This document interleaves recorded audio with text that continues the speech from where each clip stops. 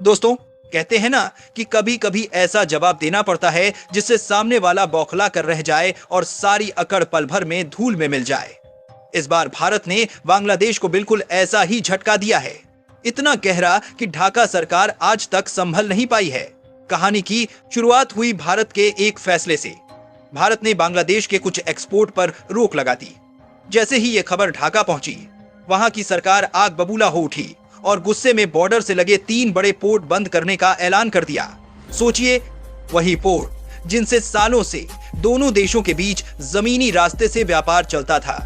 लेकिन बांग्लादेशी अफसरों ने बड़ा ही अजीब बहाना दिया कि ये पोर्ट अब उनके लिए बोझ बन चुके हैं और फालतू खर्चा बढ़ा रहे हैं।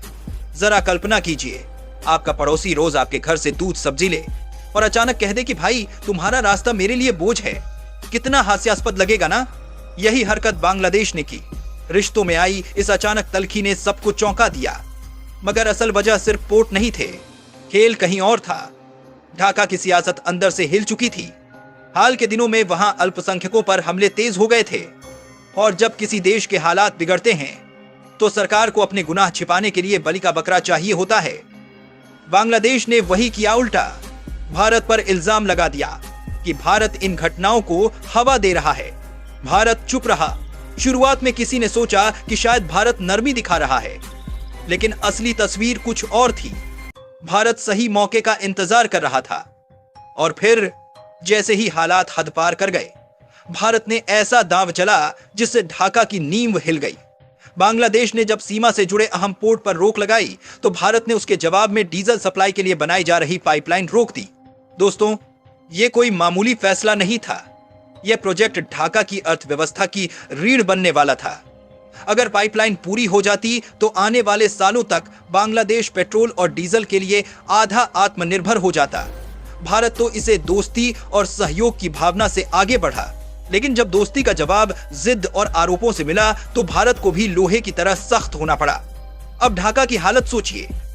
जिस पाइपलाइन का फायदा उसे आने वाले कई दशकों तक मिलने वाला था, वही अब ठप हो चुकी है।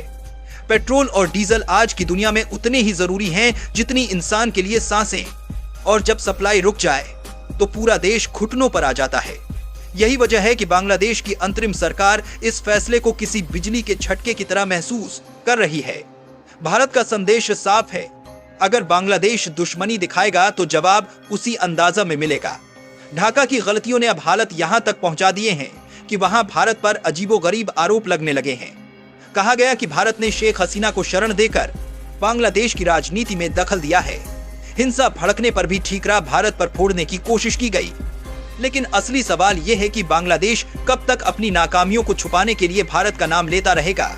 सच्चाई तो यह है कि उसकी अर्थव्यवस्था भारत के बिना चलना ही मुश्किल है, और भारत ने अब साफ कर दिया है कि अगर ढाका दुश्मनी करेगा तो कीमत उसे ही चुकानी पड़ेगी।